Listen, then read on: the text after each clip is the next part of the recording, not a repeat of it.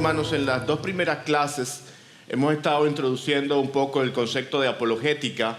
En la primera de ellas específicamente estuvimos viendo qué es la apologética, en qué consiste la apologética, cuál es la definición concreta. Y yo quisiera saber si hay alguien aquí que pudiera de entrada dar una definición, aunque sea en sus propias palabras. Algún tipo de definición básica, al menos, del concepto de apologética. A ver, ¿quién se anima? Por acá, mi hermano, adelante, alto y claro. Defensa. Bien, la palabra apologética viene de una palabra griega que significa literalmente defensa. Es una defensa argumentada, razonada de la fe que creemos. Y recuerden que no solamente los cristianos hacemos apologética o deberíamos hacer apologética. Cualquiera que defienda una cosmovisión, una visión de la vida, debe hacer apologética. La segunda clase, la semana pasada, estuvimos viendo algunos enfoques apologéticos, algunas maneras como los cristianos hemos hecho apologética a lo largo de la historia.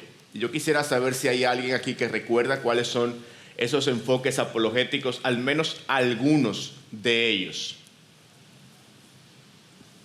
Por acá. El enfoque clásico, bien. No le voy a pedir que los definan, pero está bien. ¿Quién más recuerda otro? Evidencialista. Evidencialista, correcto. ¿Y los otros dos? Por acá, hermano. Presuposicionalista. Correctamente, presuposicionalista. Y por último, ¿cuál otro enfoque vimos? Que si pudiéramos llamar un enfoque apologético, como decíamos la semana pasada, hay uno que no se ha mencionado. Fideísta. Excelente, ustedes son muy buenos estudiantes, realmente. Sacaron 100. En la clase de hoy vamos a ver, o vamos a estar evaluando las cosmovisiones. Creo que les definí la semana pasada el concepto cosmovisión, pero hoy vamos a verlo un poquito más en detalle. Y de entrada, una cosmovisión puede ser vista como los lentes y el mapa. Si usted va a un viaje, si usted hace un viaje en particular a cualquier lugar, estos dos artefactos van a determinar su experiencia. Por un lado, los lentes van a hacer que usted vea mejor o que vea peor. Van a poner más nítido la realidad o menos nítida y van a permitirle ver cosas que quizás no ve. Por otro lado, el mapa le va a permitir tomar decisiones acerca del camino que debe escoger. El mapa va a hacer que usted pueda caminar en la dirección correcta. Si usted no tiene esos dos elementos, probablemente no va a disfrutar el viaje de la manera apropiada. Bueno, las cosmovisiones se parecen a estos dos elementos. En algún sentido son los lentes que nos permiten ver la realidad, que nos permiten interpretar el mundo. Y por otro lado, las cosmovisiones son como un mapa que no solamente nos permiten interpretar el mundo, sino que nos permiten andar correctamente en el mundo. Nos permiten tomar decisiones e ir en la dirección apropiada en la vida. Eso es básicamente lo que transmite una cosmovisión. Y otro autor llamado John Sire define las cosmovisiones o hace la analogía de una cosmovisión como la de un universo. De hecho, tiene un libro titulado así mismo, El universo de al lado. Y él decía que a veces pasa que personas que viven en el mismo país, en la misma región, en la misma ciudad, en el mismo sector, pueden estar habitando en universos distintos en términos de cosmovisión. No se entienden, parece que viven a mundos de distancia. Esa es la importancia, la trascendencia de una visión del mundo. Ahora, dejando las analogías atrás, ¿cómo podemos definir el concepto de cosmovisión de una manera más precisa? Yo tengo unas cuantas definiciones, comenzando con la de Francis Schaeffer. Él dice, es el conjunto de ideas, valores y suposiciones fundamentales que determinan cómo entendemos la realidad y actuamos en ella. William Watkins dice, un marco interpretativo a través del cual y por el cual se da sentido a los datos de la vida y el mundo. Fíjense que otra vez habla de interpretar, de dar sentido a lo que vemos. Y el autor mencionado, James Sire, dice, es un compromiso, una orientación fundamental del corazón que puede expresarse en el relato de una historia o enunciando un conjunto de suposiciones que sostenemos sobre la estructura básica de la realidad. Dicho sea de paso, ese conjunto de suposiciones pueden ser verdaderos, pueden ser falsos, pueden ser parcialmente verdaderos o parcialmente falsos. Y ese compromiso o esa verdad que creemos puede ser practicada de forma consistente o inconsistente. Todo el mundo tiene una cosmovisión, todo el mundo tiene una visión de la realidad. Muchas veces no sabemos cuál es nuestra cosmovisión o no podemos conceptualizarla, no podemos explicarla, pero cuando alguien nos pregunta acerca de la realidad, respondemos de acuerdo a nuestra cosmovisión. Si nos extendiéramos un poquito más en el uso de analogía, pudiéramos decir también que las cosmovisiones son como un árbol. ¿En qué sentido las cosmovisiones son como un árbol? Así como un árbol está dividido en tres partes, pudiéramos decir la raíz, el tronco y las ramas y el fruto, las cosmovisiones por igual. En primer lugar, las cosmovisiones tienen lo que llamamos presuposiciones, que vienen a ser las raíces del árbol, aquello que está en lo interior, debajo de la tierra. ¿Y qué son las presuposiciones? Bueno, yo lo decía la semana pasada, pero lo repito ahora. Una presuposición es una creencia que damos por sentado, pero no es dada por otras creencias, argumentos o evidencias. En pocas palabras, las presuposiciones son literalmente prejuicios que hacemos. Y todos las tenemos. En cierta manera son innegociables. Las personas no están dispuestas a negociar sus presuposiciones. Esas presuposiciones hacen que nosotros interpretemos la realidad, los hechos y la evidencia de una manera particular. Decía Os Guinness, un también apologista cristiano, que nosotros no pensamos en nuestra cosmovisión, pensamos con nuestra cosmovisión. Vemos el mundo a través de eso. Y eso se debe a las presuposiciones que tenemos en el corazón. En cierta manera, las presuposiciones son religiosas, son cuasi religiosas, porque se creen bajo la base de la fe y de la confianza. No se creen en base a la evidencia.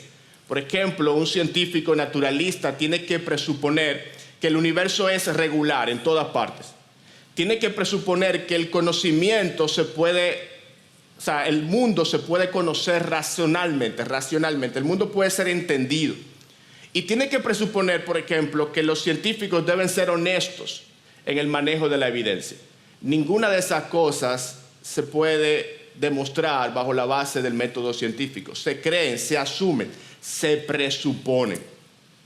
Un ejemplo asombroso de este concepto lo encontramos en uno de los libros del autor Carl Sagan, titulado El mundo y sus demonios. Allí él menciona el testimonio de un genetista, un científico de la Universidad de Harvard, donde dice lo siguiente: tomamos partido por la ciencia a pesar de lo manifiestamente absurdo que son algunos de sus planteamientos, porque tenemos un compromiso previo con el materialismo. No es que los métodos y las instituciones de la ciencia de alguna manera nos obliguen a aceptar una explicación materialista de los fenómenos, sino que por el contrario, nuestra adhesión a priori a las causas materiales nos obligan a encauzar nuestra investigación según criterios y conceptos que produzcan explicaciones materiales. Termina diciendo: no importa que sean contrarias a la intuición ni que resulten desconcertantes a los no iniciados. Además, ese materialismo es absoluto, porque no podemos permitirnos dejar que un pie divino cruce la puerta. Le dio, de alguna manera, un ataque de honestidad y reconoció que su adhesión al materialismo, y vamos a ver en breve qué significa eso, es lo que determina su interpretación de la evidencia.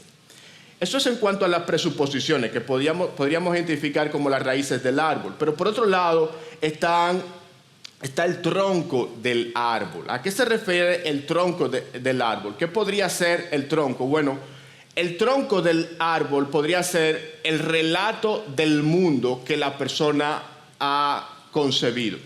Todos los seres humanos tenemos un relato del mundo, tenemos una historia que creemos y que contamos a las demás personas. La ciencia, por ejemplo, tiene un relato del mundo, que el mundo inició con una explosión. Esa explosión dio origen a la formación de los planetas, la formación de las estrellas, de la Tierra, de la vida sobre la Tierra y finalmente del ser humano. Y que esa historia va a culminar con la aniquilación de todas las cosas, incluyendo el ser humano. Los cristianos, por otro lado, creemos otra historia del mundo. Creemos que un Dios todopoderoso y personal creó de la nada, pero que el hombre pecó, se rebeló contra él y por tanto cayó de esa comunión, pero que Dios envió a su Hijo a dar su vida en la cruz para redimir a su pueblo y que finalmente será glorificado y habitará con Cristo por siempre. Fíjense que son dos historias muy diferentes.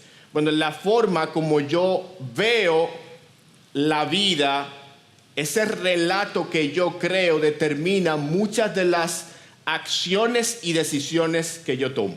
Si yo, por ejemplo, creo que la vida es ciertamente el resultado de la explosión y del azar, ¿cómo yo voy a ver la vida humana? ¿Cómo yo voy a tratar a un bebé en el vientre? Todas esas ideas tienen consecuencias, como el famoso libro de R.C. Sproul, las ideas tienen consecuencias. Por otro lado está las ramas y los frutos de las cosmovisiones, que podríamos llamar como las convicciones aplicadas, como las verdades que yo creo y que aplico a mi vida.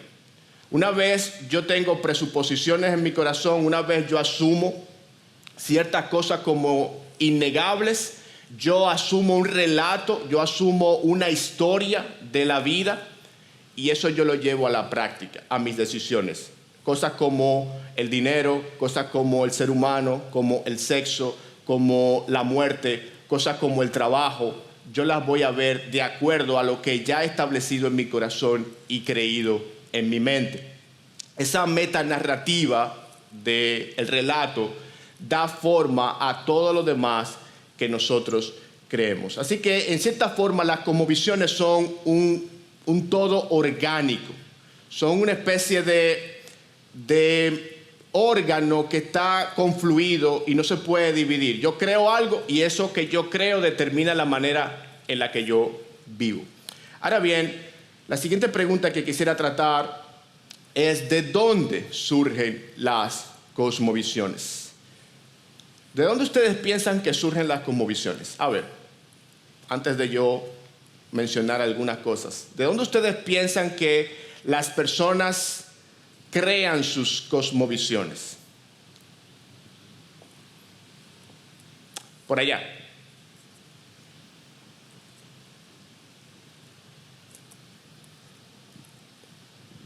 De Dios. Ok. ¿Por acá? Experiencias. Observación. Familia, crianza. ¿Sí? Ajá. Culturas y tradiciones. Tradiciones. Todo lo que usted ha mencionado es correcto. Todas las respuestas son correctas. Si puedes colocar, por favor, el siguiente slide.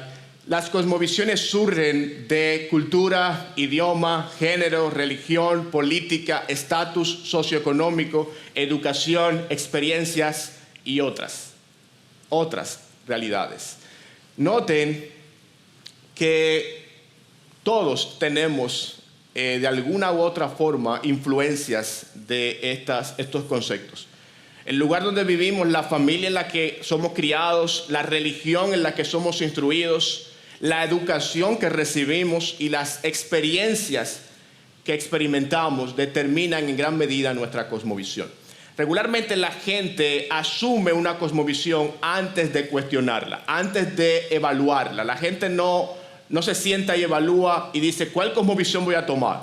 Sino que regularmente la gente es criado en una cosmovisión, la gente es formado en una visión del mundo y no es hasta que tiene cierta edad, probablemente la adolescencia o la adultez, cuando las personas comienzan a cuestionarse lo que me enseñaron, lo que me criaron, aquello en lo que me instruyeron, ¿es verdad? ¿Hay evidencias? Y probablemente algunos de ustedes han experimentado eso o lo están experimentando con sus hijos. Que dicho sea de paso, noten la importancia que tiene la formación en el hogar, la instrucción, la educación en la formación de la cosmovisión de una persona. La mayoría de la gente pasa toda su vida en la misma cosmovisión, en la que fueron criados. No es muy común que la persona cambie de cosmovisión radicalmente, lo que llaman los filósofos un cambio de paradigma. Pero como creyentes estamos llamados a vivir de acuerdo a una cosmovisión. Estamos llamados a transmitir esa visión del mundo y lo debemos hacer con nuestros niños, con nuestros adolescentes, con nuestros jóvenes y también con nuestros adultos. Sí, Ismael.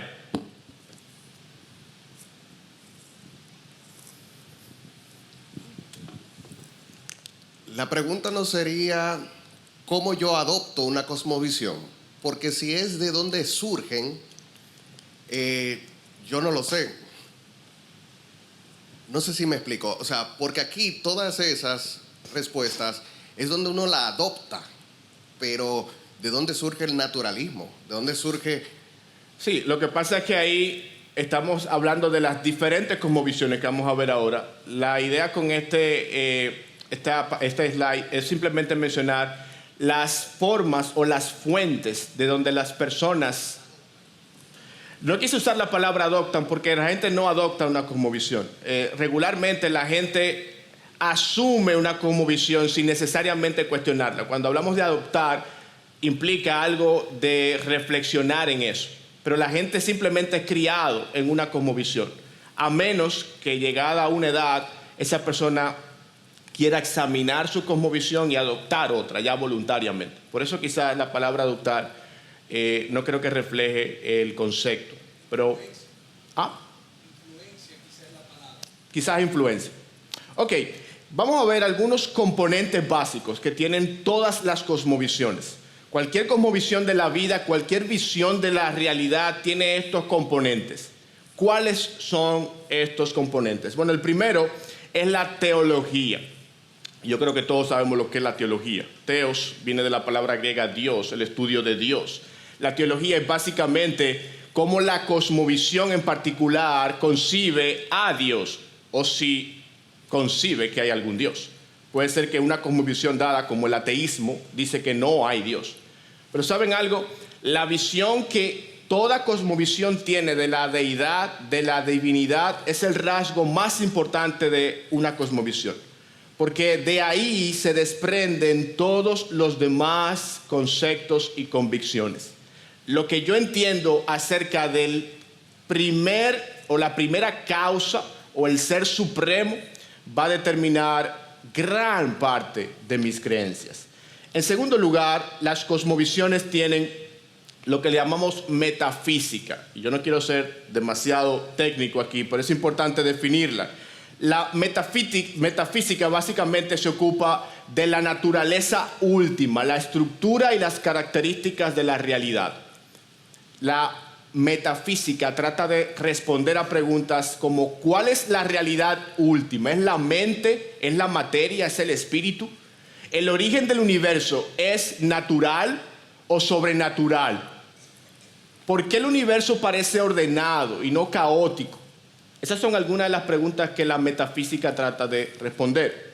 En tercer lugar, tenemos como un componente de la cosmovisión la epistemología, que es básicamente el estudio del conocimiento. Básicamente estudia si se puede llegar a conocer algo, qué tanto se puede llegar a conocer, cuál es el límite y la validez del conocimiento. En pocas palabras, ¿cómo yo sé lo que sé? Eso es lo que estudia la epistemología. Y las preguntas que hace serán: ¿qué papel desempeñan los sentidos, la razón y la revelación en el conocimiento?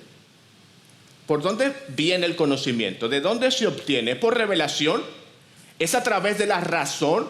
¿O por el contrario, el conocimiento se obtiene a través de los sentidos? ¿Se puede estar seguro de algo? ¿Se puede tener certeza de que yo sé lo que sé? Es un trabalengua. La verdad, ¿es absoluta o relativa? Es otra cosa también que estudia la epistemología. En cuarto lugar, otro componente de la apologética es la axiología. Y la axiología básicamente lo que trata de sondear, de evaluar, es los valores, y principalmente los valores morales. Principalmente se pregunta acerca de qué es lo bueno, qué es lo malo, qué es lo que está bien. La moral es relativa, es absoluta. La ética es inventada o es descubierta. ¿Y cuál es la relación de Dios, si es que hay un Dios, con la moral? Ese es el tipo de cosas que se pregunta la axiología. Y luego entonces tenemos la antropología, que viene de la palabra griega antropos, que es el estudio del ser humano. ¿Qué es el hombre? ¿De dónde surgió? ¿Cuál fue su origen? ¿Cuál es su significado? ¿De dónde obtiene su propósito en la vida? Y claro está, ¿hacia dónde va el ser humano? ¿Cuál es el fin último del hombre? Y finalmente tenemos la historia. La historia es un componente de toda cosmovisión que trata de preguntarse acerca del pasado, los orígenes, y acerca del presente. Se hace preguntas como: ¿hacia dónde se dirige la historia? O ¿la historia fue dirigida por un ente sobrenatural, por un Dios, o simplemente pasó porque pasó? No tiene ningún propósito. ¿Es cíclica o la historia es lineal? ¿Y qué ocurrirá al final de la historia? Mis hermanos, nosotros no podemos escapar de estas preguntas. Nadie puede escapar de estas preguntas. De hecho, hay personas que pueden decir: estas preguntas no tienen respuestas, o no hay ningún sentido en buscar respuestas a estas preguntas. Bueno, ya eso es una cosmovisión. Es una visión de la vida que dice que no hay propósito, no hay fin último en las cosas, ni en la moral, ni en el conocimiento, ni en la historia. Eso se llama nihilismo. Pero por otro lado, pudiéramos decir: ¿a quién se le ocurre hacer esas preguntas? Son obvias sus respuestas. ¿Quién no sabe cuál es el origen del universo y cuál es el final del universo? Si pensamos de esa manera, pecaríamos de ser ingenuos y de desconocer el mundo en el que nos ha tocado vivir. Mucha gente, probablemente cerca de nosotros incluso, puede tener una visión muy distinta, una respuesta muy distinta a la que nosotros demos a esas preguntas. Y eso se debe a la cosmovisión que han adoptado. Bien, ahora sí, yo quisiera dedicar el tiempo que resta a que nosotros podamos tener herramientas para evaluar una cosmovisión. Yo decía hace un rato que las cosmovisiones no se deciden, tú la asumes, tú eres influenciado por la cosmovisión en donde creces. Pero llega un punto en la vida, llega un momento en la vida de muchas personas, en la que empiezan a evaluar su cosmovisión. Empiezan a cuestionar lo que le han enseñado. O probablemente tú tienes un hijo, un familiar que está en esa situación. ¿Cómo yo decido cuál cosmovisión es la correcta? De hecho, no todas pueden ser correctas. Son contradictorias, la mayoría. De manera que no puedes decir: todas son correctas. Bueno, eso ya es una cosmovisión, de hecho, el posmodernismo. No hay verdad absoluta. Toda verdad es relativa. Tu verdad es tan válida como mi verdad. Bueno, dejado el posmodernismo atrás, debo decidir cuál cosmovisión es la verdadera, qué criterios yo pudiera llevar a cabo. Quisiera preguntar, antes de pasar a ellos, si tienen alguna idea de qué criterios puedo yo llevar a cabo para evaluar una cosmovisión? ¿Alguien tiene algún indicio? Don Pedro.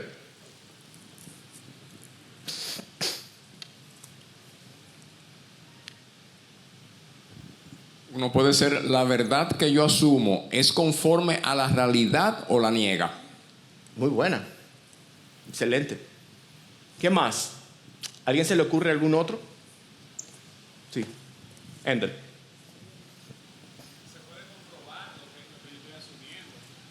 Se puede comprobar. Muy bien.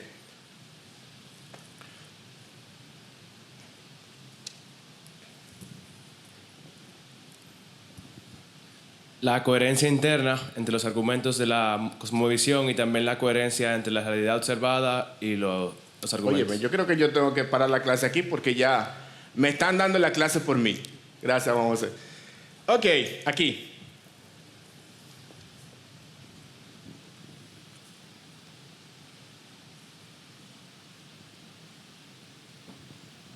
Yo creo que el pensamiento lógico también te lleva, aunque no pueda ser comprobado científicamente, pero empíricamente el pensamiento lógico te lleva a creer ciertas cosas como reales o verdades y realidades fundamentales. Excelente. Y por ahí voy a comenzar. Bueno, mi hermana tiene una. La palabra de Dios. Ese es un enfoque de qué tipo en la apologética. A ver. Presuposicionalista. Que yo tengo que presuponer la verdad de la palabra de Dios y bajo esa presuposición yo interpreto toda cosmovisión. Bien, ¿cuáles son estos criterios? Son 5 que quisiera compartir con ustedes y ya ustedes lo han mencionado casi todos, de hecho, pero vamos a compartirlos. El primero es la prueba de la coherencia. ¿Es lógicamente consistente? Cualquier visión de la vida, cualquier cosmovisión que se refuta a sí misma debe ser descartada. Cualquier cosmovisión que se refuta a sí misma debe ser descartada. La verdad, como dice aquí, siempre será totalmente coherente consigo misma y exhibirá una armonía lógica interna. Por tanto, cuando tú veas una cosmovisión, pregúntate, ¿es lógica consigo mismo? Por ejemplo, el naturalismo científico, afirma que todo es material, pero recurre a conceptos inmateriales, como el pensamiento, para hacer su declaración. ¿Eso es coherente? El materialista dice, solamente existen átomos, solamente existen procesos químicos en el cerebro. ¿Y cómo tú llegaste a esa conclusión? ¿A través de qué proceso? ¿Cómo tú puedes confiar, de hecho, en eso? Ender. Sí, vamos a ver un ejemplo de eso ahora. Todo es relativo, excepto lo que tú dijiste ahora mismo. Excepto esa verdad absoluta que tú acabas de decir. Si una cosmovisión no es coherente consigo misma, debe ser descartada. El segundo criterio que pudiéramos mencionar es el criterio de el alcance y poder. ¿A qué se refiere esto? Bueno, un sistema de creencias adecuado explica una amplia gama de datos y cuanto más profundo sea el poder explicativo, mayor la seguridad que éste ofrece en su visión del mundo. Es decir, debe explicar la realidad que vemos. Cualquier sistema de creencias que no dé explicación satisfactoria al mundo en que vivimos se queda corto. Un sistema de creencias debe tratar de explicar una gran variedad de experiencias en la vida de la persona. Aquí yo tengo un ejemplo y es el panteísmo. Afirma que todo es divino y que las decisiones entre el bien y el mal son ilusorias. El panteísmo dice que todo es Dios y que por tanto no hay cosas buenas ni malas. Todo es divino. De hecho, muchos panteístas asumen que todo es bueno. ¿Cómo explicamos el sufrimiento de la gente, por ejemplo? Si no hay distinción entre el bien y el mal, sino que todo es parte de un gran ser, de un gran uno, ¿cómo explicamos el sufrimiento? De hecho, el panteísmo es indiferente al sufrimiento. En regiones donde las religiones panteístas son la cosmovisión predominante, la gente es dejada a expensas de su sufrimiento. Muchos de ellos creen que es parte de un ciclo, por ejemplo, en el que la persona debe experimentar ese sufrimiento, porque si no el ciclo se rompe o no continúa. Cualquier cosmovisión que deje fuera un aspecto de la realidad, de la experiencia, por igual debe ser descartada. Deben ser descartadas como reduccionistas, reducen la realidad, no explican toda la realidad. Véanlo como un investigador que va a una escena del crimen y trata de hacer una hipótesis de lo que pasó. ¿Qué él tiene que hacer? Bueno, la hipótesis que él desarrolle debe tratar de explicar la mayor variedad de evidencias, de pruebas, de experiencias. Si esa hipótesis no explica los hechos, no es satisfactoria. En tercer lugar, tenemos la prueba de la correspondencia. Se corresponde con hechos empíricos bien establecidos, se corresponden con la experiencia de una persona en el mundo. Esas cosmovisiones deben ser contrapuestas con las realidades personales de la gente. El posmodernismo, como decía Endel, argumenta que no existe la verdad absoluta y que toda verdad es relativa.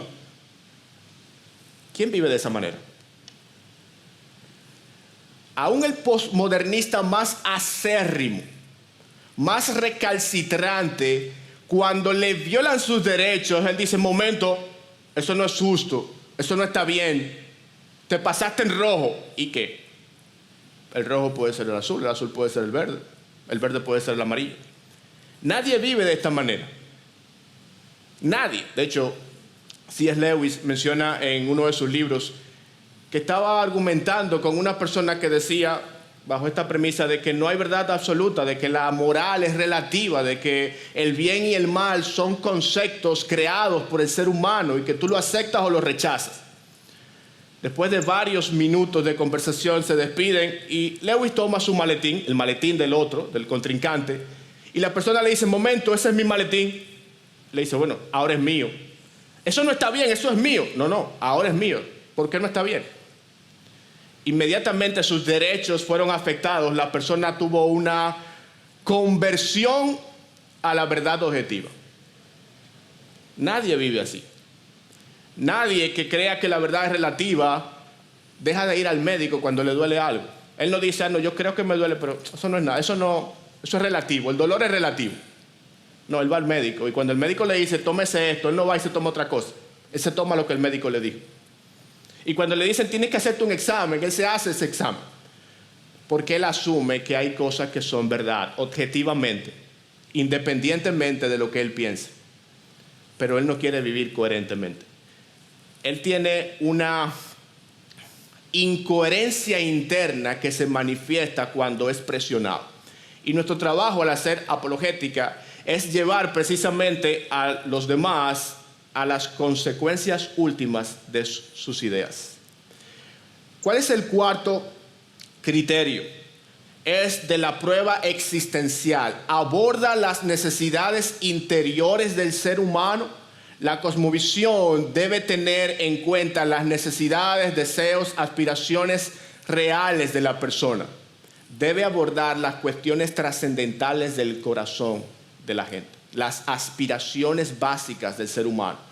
El nihilismo, por ejemplo, afirma que no hay propósito ni en el conocimiento, ni en la verdad, ni en la historia, que todo es absurdo.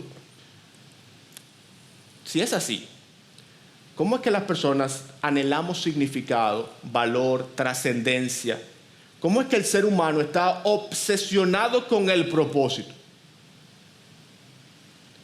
Un nihilista vive en una depresión constante, una depresión permanente, porque el ser humano no fue diseñado para descartar el significado y el propósito en la vida.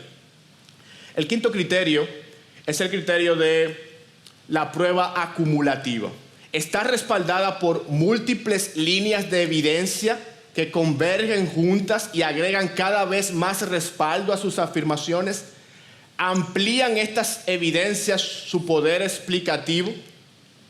La mejor cosmovisión no depende de un solo pensamiento, de un solo argumento.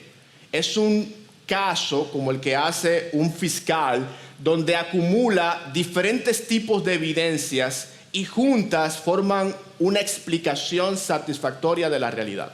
Un caso acumulativo. El budismo, por ejemplo, trata de ofrecer una respuesta al sufrimiento humano, pero no presenta un caso acumulativo en general. No presenta, por ejemplo, una explicación acerca del origen del universo, ni presenta tampoco hechos históricos verificables como lo hace el cristianismo. El cristianismo no solamente que responde a las preguntas trascendentales del ser humano, sino que responde a las preguntas existenciales de dónde venimos, hacia dónde vamos, cuál es el final último. Pero también es verificable históricamente. Podemos ir a la historia, a los relatos históricos y encontrar evidencia histórica acerca del cristianismo, cosa que no tienen muchas de estas cosmovisiones, la gran mayoría. De modo que esta última prueba, la prueba del caso acumulativo, debería ser la que dé al cristianismo la superioridad sobre cualquier otra visión del mundo. El cristianismo es explicado satisfactoriamente desde cualquier punto de vista histórico, existencial, empírico, social y lógico.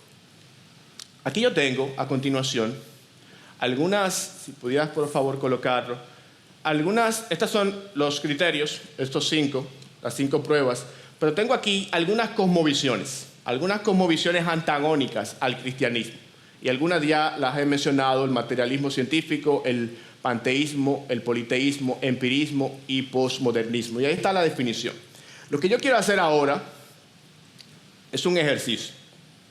Yo quisiera que ustedes pusieran en práctica estos 5 criterios para determinar la veracidad de una cosmovisión y tomaran, por grupos o por parejas, algunos de estos conceptos filosóficos, algunas de estas cosmovisiones, y les aplicaran los criterios vistos ahora. Y me gustaría darles un espacio de tiempo de unos 6 o 7 minutos. Solamente tienen que tomar uno de estos, no tienen que tomarlo todos, uno solo, y le aplican los 5 criterios. Y entonces luego yo voy a pedir a 2 o 3 de entre la audiencia que pueda compartir sus descubrimientos. Así que vamos a darles 6 minutos, 6 o 7 minutos para aplicar esto. Si pueden tirarle una foto a esto y luego colocar los criterios en la pantalla, por favor.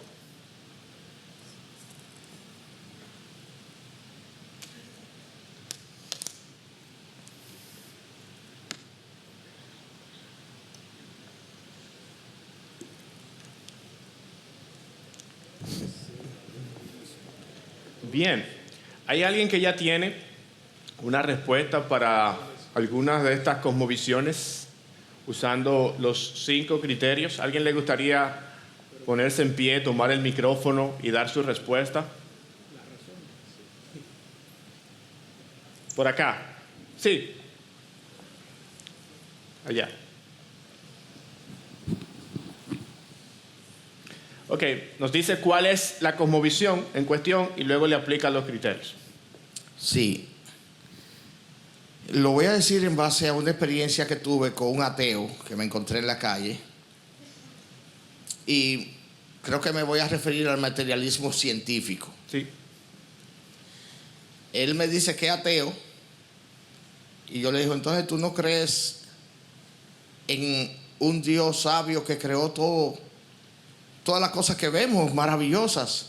Tú tienes un cuerpo perfecto, que tiene un corazón que bombea 1500 galones de sangre diario, dura 70, 80 años bombeando esa sangre, y tú no crees en Dios. No, yo no creo en Dios. ¿Y de dónde vino todas estas cosas que vemos? Y que me dice, eso es producto de la evolución. Le digo yo, bueno, esos zapatos que tú tienes puestos son producto de la evolución. No, esos zapatos son un hombre lo hizo. Y entonces tú no tienes capacidad de comprender que un cuerpo perfecto como el que tú tienes y todas las cosas que vemos creadas fueron hechas por una mente pensante, sabia, justa y buena.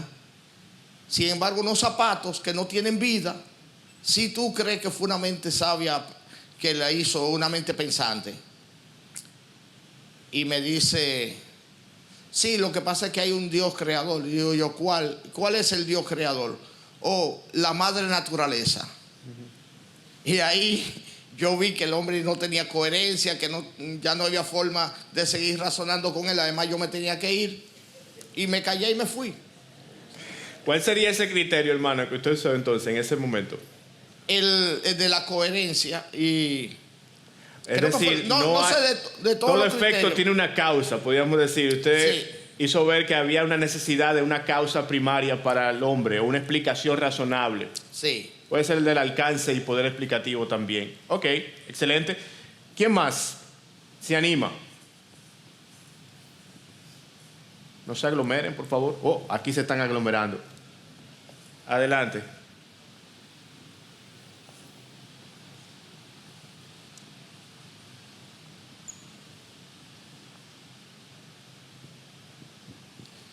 En nuestro caso, evaluamos el posmodernismo y aunque pudieran usarse varios criterios, entendemos en primer lugar que, como había mencionado Endel, tiende a ser incoherente cuando dice no hay verdades absolutas, ya está entrando en una incoherencia consigo mismo. Pero de todos los criterios, uno de los que más nos llamó la atención es el existencial. ¿Puede una persona vivir una vida plena pensando que nada es una verdad absoluta? ¿Puede una persona vivir y morir bajo ese criterio?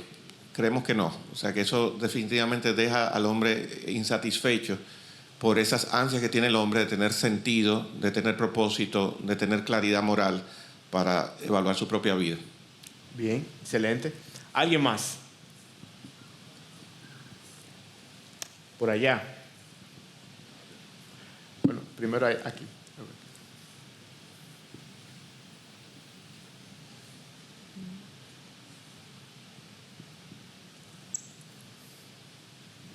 En nuestro caso estuvimos evaluando el panteísmo, el cual nos parece que es totalmente contrario a las escrituras, no tiene ningún sentido. Por el hecho de que Dios es invariable, o sea, no cambia. Dios es perfecto en su totalidad. No muere. O sea, y vemos en la creación que todo en caos, todo va muriendo, todo va cambiando. O sea, es totalmente distinto a Dios. O sea, es su creación, está bajo su control, pero no es Él. ¿Y cuál sería el criterio? El ¿Puedes criterio- colocar los criterios otra vez para que lo vean? El anterior. Bueno, incoherencia diría. O pudiera ser también la de la corroboración empírica, es decir, la realidad no se corresponde Exacto. con la explicación de la cosmovisión. Tengo tiempo para una persona más.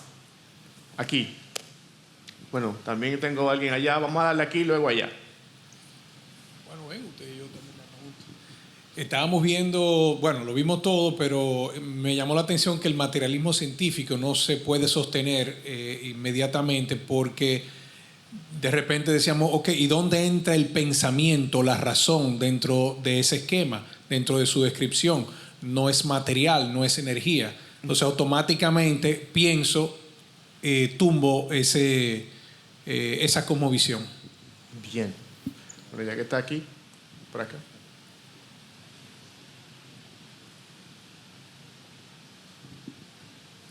El empirismo, estuvimos comentando aquí, el empirismo donde dice que todo conocimiento proviene de la experiencia sensorial. Sin embargo, eso no me dice a mí de dónde venimos, quiénes somos, hacia dónde vamos. Entonces el criterio del alcance explicativo, ahí no se cumple. Excelente. Nos deja con preguntas inconclusas. Bien, ¿alguien más había levantado la mano? Creo que por allá. Sí, a este lado. Sí. Hola, yo tengo una pregunta sobre el criterio existencial. Porque si es, lo que estamos midiendo es como si tú puedes vivir una vida plena con esa creencia. Hay mucha creencia incorrecta con la que tú puedes vivir una vida plena, objetiva, como observablemente. Y hay muchas creencias que son correctas que te van a quemar en el momento.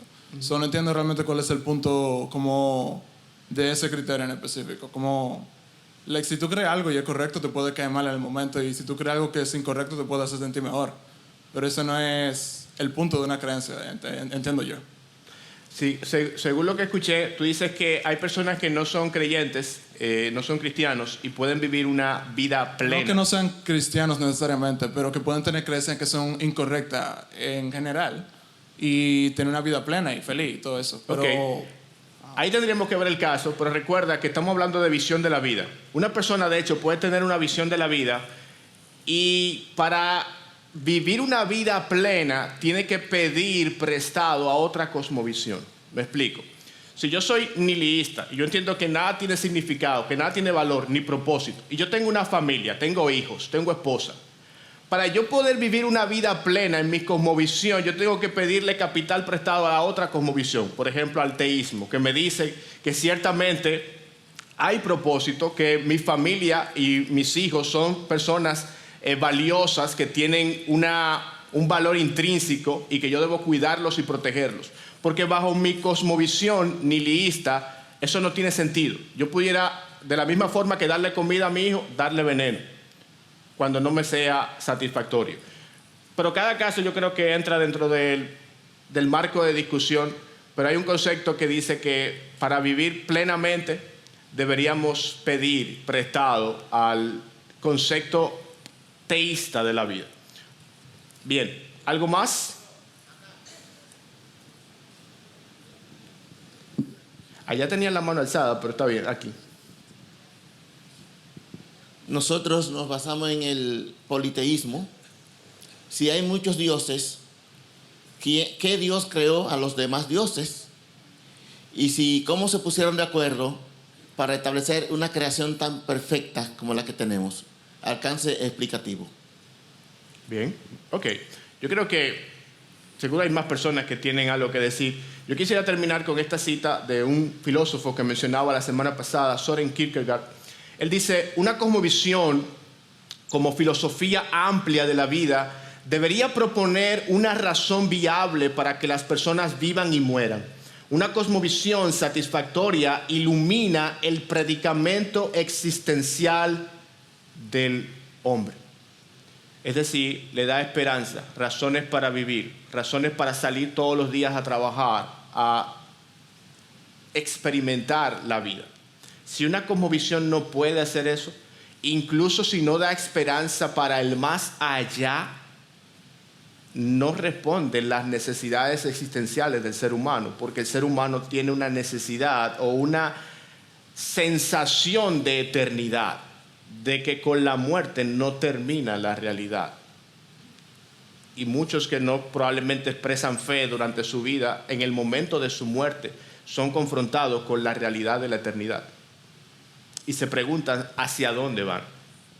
El teísmo, el cristianismo responde esas necesidades. Así que déjenme terminar orando. Espero que puedan poner en práctica, que ha sido el objetivo, poner en práctica estos criterios en sus conversaciones diarias. Recuerden que no hay que ser un filósofo ni un apologista de escuela para poder argumentar a favor de lo que usted piensa que es correcto, el cristianismo. Vamos a hacerlo en nuestras conversaciones diarias.